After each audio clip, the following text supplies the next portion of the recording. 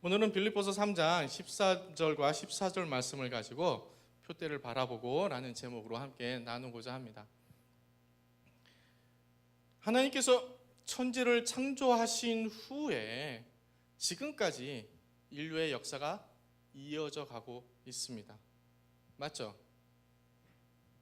아닌가? 끊긴 적이 있나요? 이어져 왔잖아요. 수많은 민족들이 있었고요, 나라들이 있었고, 그리고 수없이 셀 수 없는 사람들이 태어났다가 없어졌습니다. 한 민족이 생기면 그 민족이 생김과 동시에 그 민족의 역사 또한 시작이 됩니다. 우리나라도 한 민족이잖아요. 우리도 자부하잖아요. 반만년의 역사를 가진 궁지를 갖고 있는 민족이 우리 민족이잖아요. 또 한 생명이 태어나면 그 생명이 태어남과 동시에 그 생명의 역사가 시작되어집니다. 하나님께서는 인류의 역사와 한 민족의 역사와 한 사람 개인의 삶까지도 주관하시는 분인 줄을 저는 믿습니다. 구약의 이야기가, 이스라엘의 역사가 그와 같습니다. 이스라엘 백성은 본래 있었던 민족이었습니까? 이스라엘 민족은 본래 있었던 민족이 아니었습니다. 이스라엘 백성은 하나님께서 특별히 계획하셔서 세우신 민족이 이스라엘 민족이었어요. 하나님은 이스라엘 백성을 특별히 하나님의 백성으로 삼으셨고 그들의 하나님이 되시고자 이스라엘 백성을 만드셨습니다. 하나님 왜 그러셨을까요? 하나님은 왜 있지도 않던 이스라엘 민족을 만드셔서 그들로 하나님의 백성이 되고 하나님은 그들의 백성이 되셨을까요? 구약이 우리에게 말씀해 주시는 것은 출애굽기 6장 7절에 이런 말씀이 있어요. 너희를 내 백성으로 삼고 너희의 하나님이 되리라. 하나님께서 이스라엘 백성을 애굽에서 이끌어내신 것은 그들로 하나님의 백성으로 삼으시고 그들의 백성이 되고자 하심이었던 거예요. 그러니까 이스라엘 민족의 시작부터 한번 생각해 보면요, 이스라엘의 시작은 아브라함부터 시작이 되잖아요. 저 갈대아 우르 땅에 있었던 이 아브라함을 부르셔서 내가 너로 큰 민족을 이루고 내게 복을 주어 내 이름을 창대케 하리라. 너는 복이 될지어다. 그때부터 이스라엘의 민족의 탄생의 씨앗이 뿌려졌습니다. 그때부터 하나님은 이스라엘 민족의 탄생에 개입을 하십니다. 하나님이 주관을 하십니다. 아브라함의 아들 이삭의 삶에도 하나님께서 개입하셨어요. 그의 아들 야곱의 삶에도 하나님께서 개입을 하셨습니다. 그의 아들 요셉의 삶에도 하나님께서 개입하십니다. 이스라엘 민족, 이 이스라엘 민족이 애굽에 이주하여서 민족이 된 이후에 그들이 출애굽하는 그 놀라운 사건들 속에서도 하나님은 개입하시고 인도하셨습니다. 그렇게 하나님께서 이스라엘 백성과 함께 기록하여 가시고 주관하여 가시고 그 역사를 인도하여 가신 이야기가 우리가 보고 있는 구약 성경인 것이죠. 역사를 주관하시는 하나님께서는 한 민족과 역사를 이끌어 가시는 것이에요. 때로는 그 역사 가운데 우리는 이해되지 않는 부분들이 있습니다. 때로는 그 역사 가운데 고난도 있고 고통이 있는 시간들이 있습니다. 그럼에도 불구하고 하나님은 그 잠시도 쉬지 않으시고 하나님은 주관하시는 역사를 놓아두지 않으십니다. 이스라엘 백성이 애굽에서 종살이하는 것이 여러분 그들의 계획이었나요? 그들의 계획이지 아니었죠. 이스라엘 백성이 출애굽하면서 10가지 재앙을 하고 홍해를 건너는 그 놀라운 사건들이 그들의 계획이었고 그들의 노력이었습니까? 그들은 애굽에서 종살이하는 고통 때문에 부르짖었습니다. 앞에 가로막고 있는 홍해 앞에서 절망했어요. 그러나 우리 하나님께서는 그들의 고통에 응답해 주셨고 그들의 두려움을 돌아보셔서 하나님의 그 신능력의 팔을 펼치셔서 그들을 구원하셨습니다. 이는 그 땅의 모든 민족들이 하나님이 누구이신지를 알게 하시려는 하나님의 의도, 계획이 있었기 때문이에요. 하나님께서 존재하지도 않던 이스라엘 백성을 만드시는 것부터 계획하시고 주관하셔서 그들을 이끌어내시어서 그들을 하나님의 백성으로 삼으시고 그들의 하나님이 되신 이유는 그들로 하여금 이 땅의 모든 민족이 하나님이 누군지를 알게 하시려는 하나님의 뜻이라. 출애굽기 9장 16절에 이런 말씀이 있습니다. 내가 너를 세웠으면 나의 능력을 내게 보이고 내 이름이 온 천하에 전파되게 하였음이니라. 29절에 세상이 여호와께 속한 줄을 왕이 알리이다. 시편 67편에 이런 말씀 또 하세요. 주의 도를 땅 위에, 주의 구원을 모든 나라에게 알리소서. 하나님이여 민족들이 주를 찬송하게 하시며 모든 민족들이 주를 찬송하게 하소서. 하나님이 우리에게 복을 주시리니 땅의 모든 끝이 하나님을 경외하리로다. 여러분, 하나님이 아브라함을 갈대아 우르에서 부르실 때 이 창세기 12장 2절, 12장 3절의 말씀 끝부분 하반절에 기억나세요? 땅의 모든 족속이 너로 말미암아 복을 얻을 것이라 하신지라. 하나님이 아브라함을 선택하셔서 그를 통하여서 이스라엘 백성을 만드셔서 출애굽하셨던 이 구약의 역사의 이야기는 한 가지 의도가 있다. 한 가지 계획이 있었다는 거예요. 뭐요? 온 세상이, 땅의 모든 민족이 이들을 통하여서 내가 하나님인 줄을 알게 하려 함이라. 그게 하나님이 역사를 주관하시는 이유입니다. 하나님께서 한 민족을 통하여 그들의 역사 가운데 함께 하시고 그들의 역사를 인도하시고 그 역사를 통하여 하나님의 계획을 성취하여 가셨어요. 그래서 모든 민족들이 하나님이 누구인지를 알게 되었고 땅의 모든 끝이 하나님을 찬송하며 경외하게 하셨습니다. 그것을 이루셨습니다. 아멘. 역사를 주관하신 우리 아버지 하나님은, 그분은 인류의 역사, 민족의 역사뿐만 아니라 한 생명의 역사, 우리 각자의 삶, 우리의 인생을 주관하는 하나님이신 줄을 믿습니다.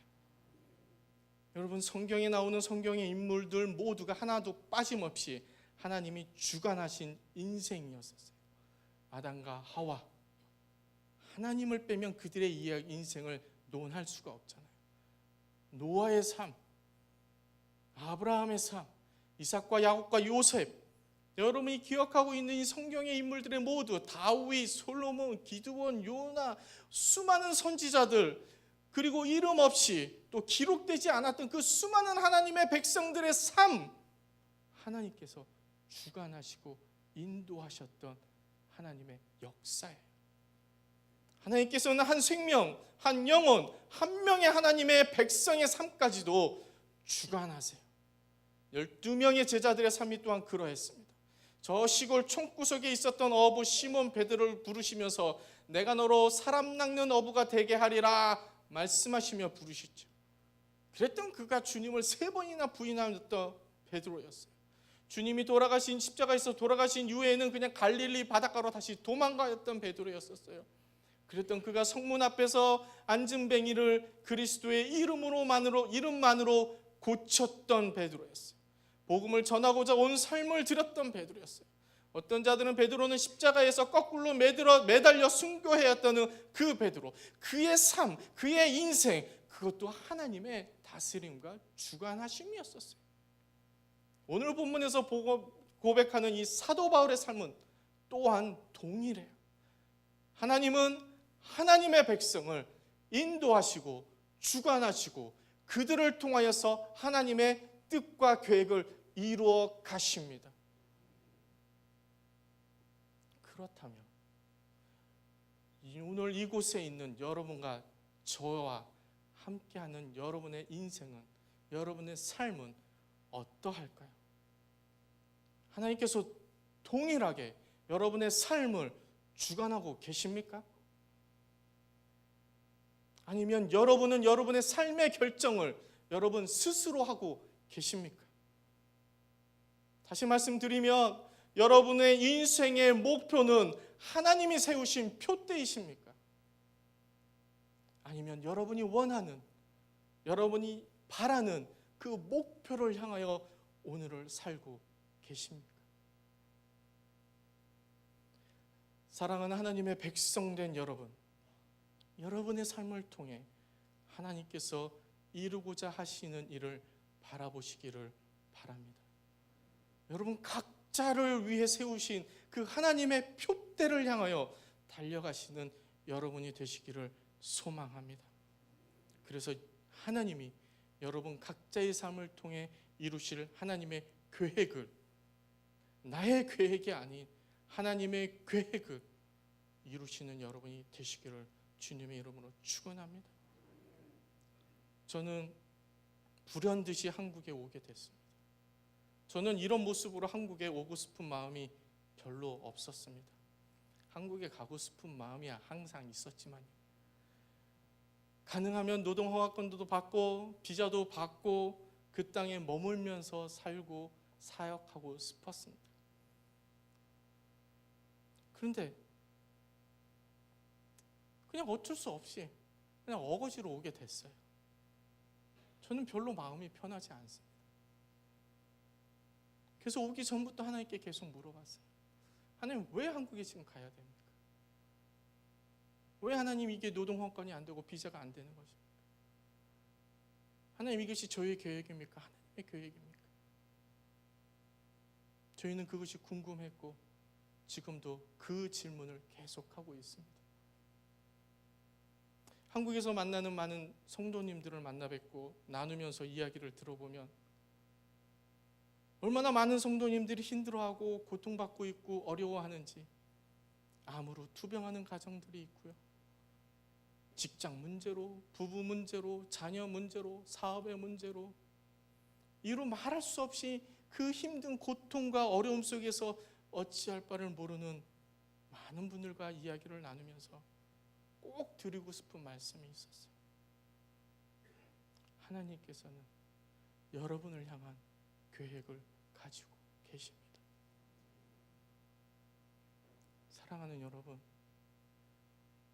어려움과 힘든 가운데서 있을 때 여러분을 향한 하나님의 계획을 바라보셔야 돼요. 내가 내 인생의 주인이 되었을 때 찾아오는 고난은 고난이에요.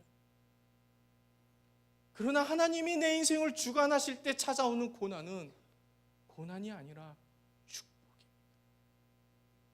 왜냐하면 이 고난을 통해서 하나님께서 이루고자 하시는 일을 이루실 것을 믿기 때문이에요.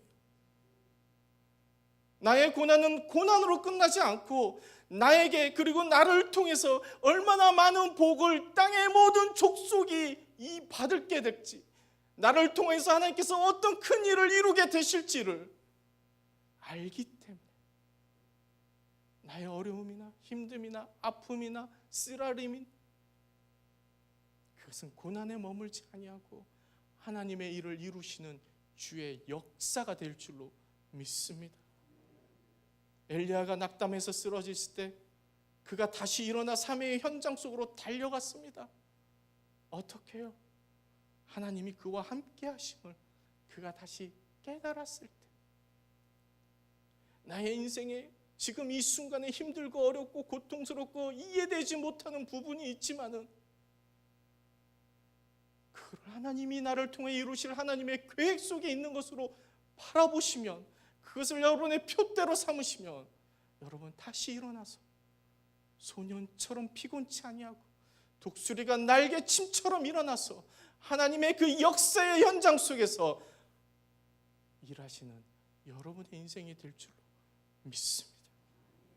하나님께서 아브라함에게 복을 주셨어요. 그로 하여금 땅의 모든 족속이 복을 받게 하셨습니다. 하나님께서는 여러분을 통해서 땅의 모든 족속이 복을 받게 하시기를 원하세요. 여러분의 아내와 여러분의 남편이, 여러분과 여러분의 자녀가 여러분의 직장 동료가, 여러분의 이웃과 친척과 여러분의 사업처가, 여러분과 관계 맺고 있는 모든 사람이 한 영혼도 빠짐없이 여러분을 통하여 복을 받게 되기를 원하십니다. 이스라엘 백성이 애굽에서 종살이하면서 고난과 고통으로 울부짖을 때 하나님께서는 그들을 애굽에서 이끌어내시면서 이스라엘의 백성과 애굽의 모든 사람들과 주변의 모든 민족이 하나님이 누구신지를 알게 되었어요. 여러분의 삶의 고난과 힘듦은 진정 힘들고 어려운 것이에요.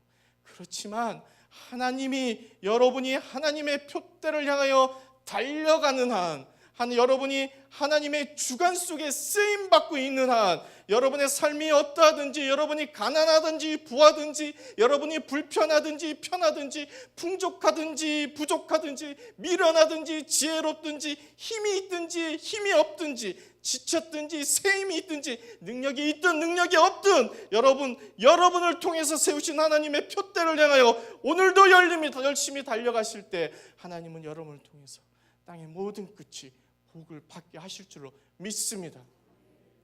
오늘도 이 밤이 그와 같이 되기를 원해요. 여러분의 부르짖음과 외침을 통해서 우리가 어찌할 수 없는 저 열방에 일어나고 있는 놀라운 일들을 하나님께서 여러분을 통해서 일하실 줄로 믿습니다. 어떤 상황 속에서도 주님과 함께 가는 한 어린 생명의 고백이 있어요. 우리가 함께 동영상을 보게 될 것인데, IS의 핍박으로 피난을 떠나 난민 수용소에 있는 한 여자 어린아이의 인터뷰입니다. 가족이 죽고 고향을 떠나고 친구들을 다 잃어버린 상황 속에서도 그들의 가족을 죽였던 IS를 용서한다는 그 어린아이의 이 고백을 오늘 우리의 심정이 되었으면 합니다. 함께 보겠습니다.